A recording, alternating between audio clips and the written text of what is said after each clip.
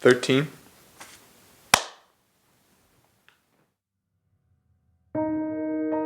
Chris Williams, C-H-R-I-S-W-I-L-L-I-A-M-S. Em 9 de fevereiro de 2007, minha família foi atingida pelo carro dirigido por um adolescente bêbado. Nesse acidente morreram minha mulher, Michelle, que esperava nosso 5º filho, meu 2º filho, Benjamin, e minha única filha, Ana.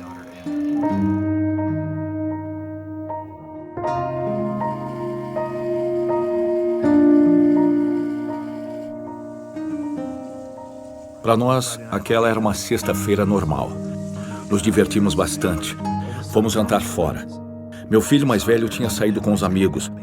Vi os faróis de um carro vindo em minha direção numa velocidade incrível. Tentei desviar, mas não deu tempo. Ele atingiu a lateral do nosso carro. Olhei à minha volta e vi minha mulher, vi seu último suspiro e tive vontade de gritar e chamá-la de volta.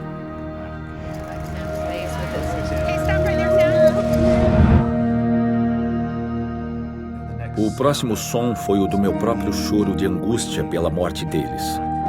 Foi quase como se eu estivesse fora do meu corpo e ouvisse aquilo e percebesse que era eu quem produzia aquele som. Nunca me senti tão vulnerável na vida. Nunca me senti tão esmagado, espiritual, emocional e fisicamente. Quem tem filho adolescente fora de casa depois da meia-noite fica apreensivo quando toca o telefone. Eu levantei, atendi o telefone. Do outro lado da linha, um homem se identificou como sendo da polícia de Salt Lake City. Ele disse que nosso filho Cameron estava bêbado e que tinha se envolvido em um acidente, mas estava bem. Ele disse que nesse acidente 3 pessoas morreram.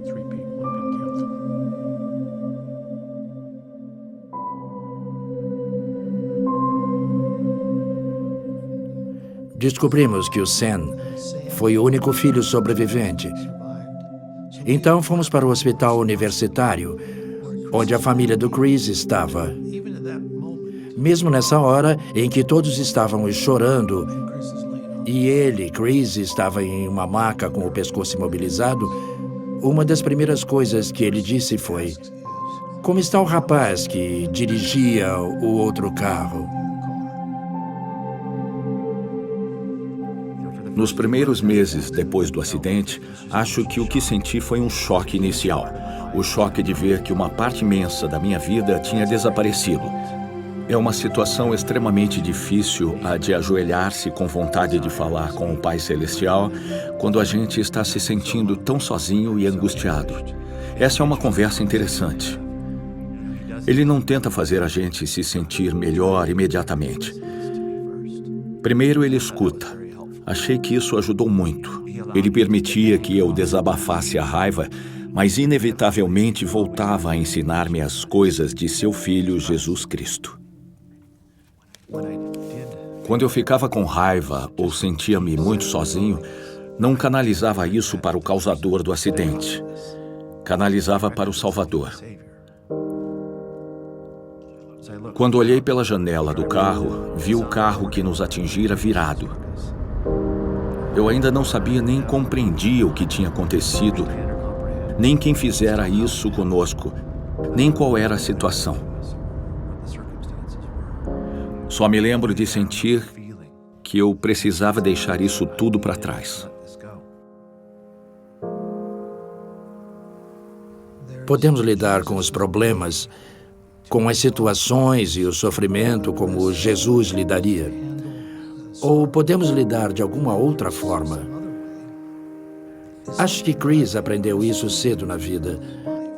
Então, quando a hora chegou naquele carro, acho que ele havia decidido há muito tempo como agiria em uma situação assim.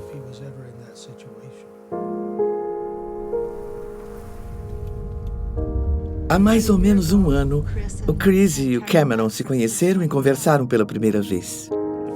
Quando eu o conheci, estava numa sala e ele entrou com um grande sorriso. Eu não estava sorrindo porque ia conhecer a pessoa a quem eu fizera isso. Ele veio e apertou a minha mão. Ele estava disposto a falar do acontecido e do que sentia. O Chris disse as coisas que o Cameron precisava ouvir sem medir as palavras. E ele disse o que sentia e o que isso significava. Ele quer que eu deixe o que passou para trás. Quer que eu escolha uma data e esqueça o acontecido e siga em frente. Deixe isso para trás completamente. Não dá para explicar. É um sentimento imenso de gratidão, de força, que sinto quando o vejo e quando vejo como ele agiu nisso tudo. Fomos ao funeral. E depois um de nossos vizinhos, que também esteve presente, veio para mim e perguntou: "Você já leu o artigo sobre o Chris?" O artigo era sobre o perdão. Uma emoção intensa me dominou. Foi como se uma torrente lavasse o desespero da minha alma. Saber que havia alguém capaz de perdoar assim foi uma experiência libertadora. A de saber que ele era capaz de reagir assim.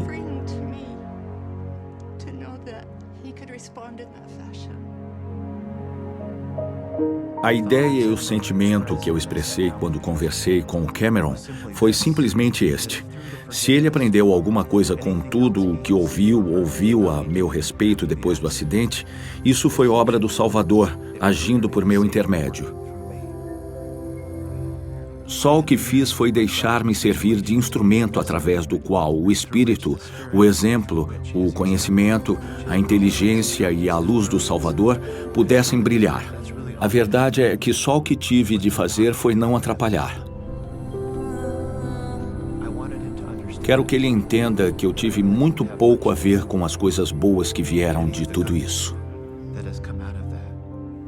Passou a ser ainda mais importante para mim o fato de que ele me perdoou. Sei que ele me perdoou porque conhece a Cristo, tem um testemunho dele e tem um relacionamento com ele.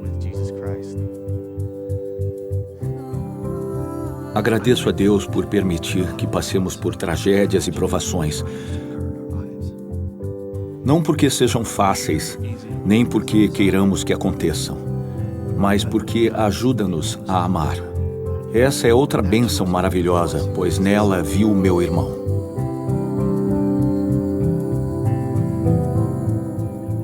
Foi para conhecer o homem de dores, experimentado em sofrimentos, como eu conheço, que estou aqui. Foi dificílimo aprender essas lições da forma que aprendi.